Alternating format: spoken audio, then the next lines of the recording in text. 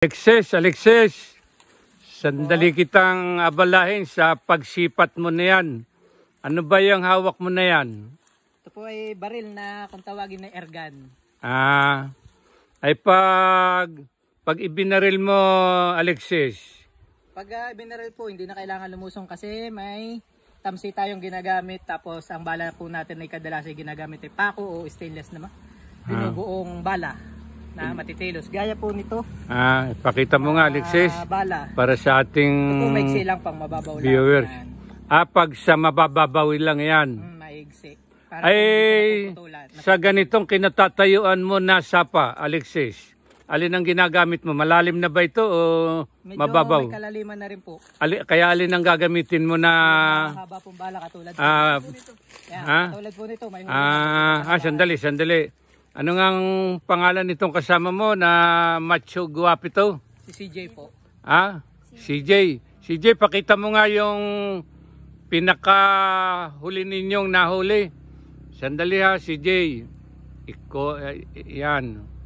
Yan na natin. Yan, kitang-kita. Pang ilan na yan, CJ, sa nahuli ninyo? Panlima po. Panlima na yan. Yan ba ang pinakamaliit o... yan, pakita mo. Pangalawa po sa malaki.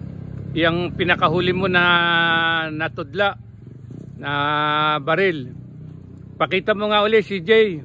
Ayan, ganyan kalalaki ang nahuhuli.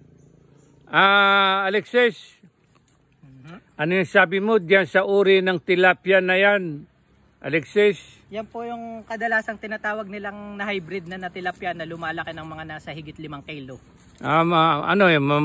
Mas malaki pa sa maliit na planggana yon. Nalaki yan ng mga 5 kilo. Mahigit pa. Ano naman ang luto dyan, Alexis? Pwede pong kinulob, pwede pong inihaw. Yan, sa ganyan po kalalaki kadalasan inihaw. Yan, ganyan na. Kinulob, yan, ganyan po. Maswerte ka, Alexis eh. Matagal diyan akong napapadaan-daan diyan, Alexis eh. Yung mga nadayo dito sa sapa, hindi sila makatsempo ng mga ganyang laki ng isda na tilapia. Kadalasan po lumalabas, pag dito po sa lugar na to, kadalasan lumalabas sa yung unang araw pag yung umulan. Ganon, lumalabas sila. Po ang init to. Kaya po natsetsempohan natin yung mga ganyang kalalaki dito. Ganyan.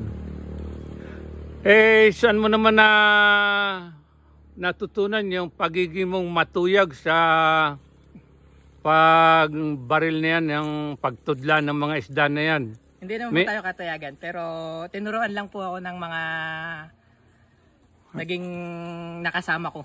Sa pagganyan pa? Sa pagbaril po. Katulad na po ng ninong ko na dating nagpapahiram lang sa akin. Sino yung ninong mo na yon? Si Ninong Pisot po. Si Pisot! Ang ganakan. Pinsanin namin yun. Siya po yung isa nagturo sa akin. Siya po yung tatay ko yan. Siya ang madalas mamaril dito noon. Kaya lang bakit kaya hindi na siya namamaril-maril ng ganyan? Pinagbenta na po na yung kanyang baril kasi hindi na rin po siya masyado nakakapamaril. Medyo nagkaroon na ng yung kapansanan sa paglakad, na medyo nahihirapan na. Na stroke daw siya. Parang ganun. Pero nakakaakyat pa rin siya dito sa bundok Tilaok eh. Nung minsan lang umakyat siya. Yan po ang bundok Tilaok yan. Yung kanyang mentor sa pagtudla ng mga isdang tilapia dito sa sapa. Yan po ang larawan ng bundok Tilaok na kung saan ang kanyang mentor na si Pisot ay si Pisot, yung tunay daw niyang pangalan ay Jose Ganakan Jr. At balikan po natin si Alexis. Yan po ang mabiyayang sapa. Yan po ang sapa na kung saan ay marami na mga isdang tilapia ang nahuhuli. Yan po. At Alexis, minsan pa uli, maabala kita. Yan. Yan. Palay si Ninong Pisot mo, nagturo ha. Ano kaya? May kasabihan eh. Yun daw mga mentor nagagalingan pa ng tinuruan eh. Totoo ba yun, Alexis? Bihira lang po yun. Ha? Bihira lang. Ay, hindi, sa Di pa rin tatlong... po ako kagalingan eh. Pero baka makuha mo rin yung galing ng ninong mo, no? Si Pisot. Sa tunay na pangalan ay si Jose Ganakan. Yan, si Pisot. Ang asawa niyan ano pa, ang nanay niyan, yung kapatid niyan, Nimpa. Oo. Sige, Alexis. Po. Salamat ha. Kaway-kaway ka. Para sa ating viewers ha. Ayan. At si itong kasama mo, yung bodyguard mo, kaibigan. Iba rin naman kayo magkaibigan. Batang-bata itong kaibigan mo. CJ. CJ ang pangalan mo. Ano ba yung C? Bakit ka tinawag na CJ? Ha? Hindi, ano nga yung C? Basta CJ, pangalan mo, o Christopher,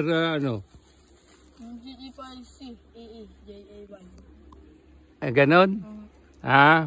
O sige, para sa ating viewers, pakita mo nga CJ, yung inyong huli ngayon. Yan. Yan huli. May mga ilang kilo na kaya ito, Alexis? Yung 5 nahuli ninyo? 2 na. Hindi lang. Yung ganyang kwan. Taas mo nga uli, CJ. Yan, yung huli ninyo. Pakidampot mo nga yung isa para makita talaga yung laki ng inyong nahuli. Ayan. Talagang, ayan malalaki Yan yung mga hybrid, Alexis sige CJ. Salamat sa hapong ito o katanghalian na ito. Sana, Alexis, minsan pa, yung mga galing mo sa pagtudla ay madagdagan pa ang iyong mga mahuhuling tilapia. Medyo mo taas ang mo, CJ, para makita. Yan. Yan po si Alexis.